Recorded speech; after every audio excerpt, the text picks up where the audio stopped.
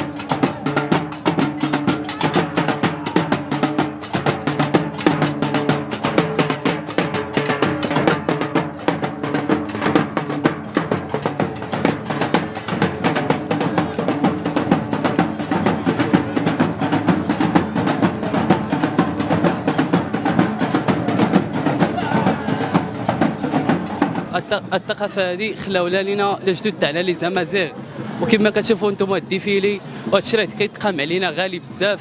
انا راه تقامت عليا اللبسه ب 3000 درهم وسافرت عليها، مشيت للعيون ما خليت فين مشيت، وكنتقاتل على التراث هذا باش فهمتين باش ما عمرو غادي يحيدوا. واخا كاينين شي ناس كيبيو يحيدوا هذا الشيء وكينقصوا منه كي بحال التشاره دايرين لينا 3 ايام. الشيء راه ماشي معقول. شحال هذه كانوا كيديروا 15 6 ايام على الاقل. المهم كنتمنى توصلكم الرساله وتزيدوا فهمتيني تخدموا في هذا الشيء ان شاء الله. هذه ثاني عام شارك في فرة تاع بيلمون بودمون، ومشاركتي كبنت كانت مختلفه بزاف. انا هذا السنه شفنا ماشي كاع بحال السنوات اللي فاتوا، كاين تطور كبير وكلها كيفاش كيميز راسو بلبستو بالمكياج ديالو وكلشي. تقريبا وجدت ليه شي 2 سيمانات قبل العيد وانا كنوجد لهاد اللبسه هذه كامله. غير الجوج بوحدهم تقاموا عليه ب 1500 درهم بوحدهم. ما صراحه ما كاينش مجهود كبير حيت داك الاختلاف تيكون بين الدراري، اما البنات قليل اللي كتلقى البنات لابسين، وهاد الاكثر كينتقدوا هاد الصفه هذه. تحياتي كاع الناس الخاص في المغرب داخل الوطن خارج الوطن، واللي تيناقض هاد بوجلو تيقول شحال على بوجلو، هذا تراث ثقافي عادي جدا بحال ايها التراث في المغرب، بحال ايها الصهاري في المغرب. وتنتمناو تحيد فيكم هاد الشهاده وهاد الحسد وهاد الحقد. وعاشا بوجلو ديما الدشايره قطع الله يدير الخير. اليوم نشارك في المهرجان او الكرنفال الاقليمي بيلمون بودمون الذي ينظم بمدينه الدشيره الجهاديه، ومشاركتنا كانت عباره عن خيمه حسانيه تكريما للزي الصحراوي الحساني المغربي اليوم، لنعبر عن ارتباط الصحراء المغربيه بمغربها وارتباط هذه الاقاليم كذلك باقاليمنا الجنوبيه.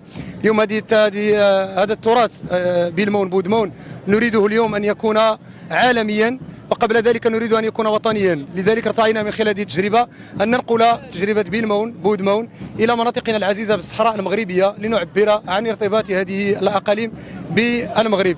زوين داكشي معتبر، والله إلا زوين الجو يا سلام، والله يعطيهم الصحة كاملين اللي نظموا هذه الحفلة، ولا كاع المفرجين وكل شيء زعما منظم كل شيء هو هذاك. المهم كل شيء عجبني انا، كل شيء جاني زوين، الله يعطيهم الصحة كل شيء زوين. هذا الكرنفال دا زوين اليوم، هذه الاجواء ديال هذا الكرنفال شحال هذه وحنا توحشناها، وهذا العام ان شاء الله توفقوا وقادوا هذا الكرنفال الدشايره. وراه كتشوف راه الدنيا عامره بالناس والكرنفال كيدوز، وهذا الشيء شحال هذه ما شفناش، شي 3 سنين تقريبا ما شفنا هذا الكرنفال، وهذا الشيء زوين كيدوز في اجواء زوينه. هذا العام بانه هذا العام داروا ديفيلي، ما كانش الديفيلي كيدار الايام اللي فاتوا، وكتشوف بانه الدراري كيتطوروا في هادشي ديال الكرنفال كيتزاد. ومعنا واحد دوله افريقيه حتى هي تشاركت معنا هذا العام في هادشي ديال الكرنفال، وهذا الشيء لا زوين. احنا دابا كنعيشوا الاجواء ديال كرنفال بيلمون بودمون في دورته السابعه. هذه الدوره هذه اللي عرفت المشاركه ديال ازيد من 30 فرقه على جميع اللي جاوا من جميع الانحاء ديال العماله، عماله انسكانيه ملول، وكذلك خارج العماله اللي جاونا من الجهه. دونك عندنا فروق اللي قدمت عروض مختلفه متنوعه ملوءه بالابداع وحب الحياه.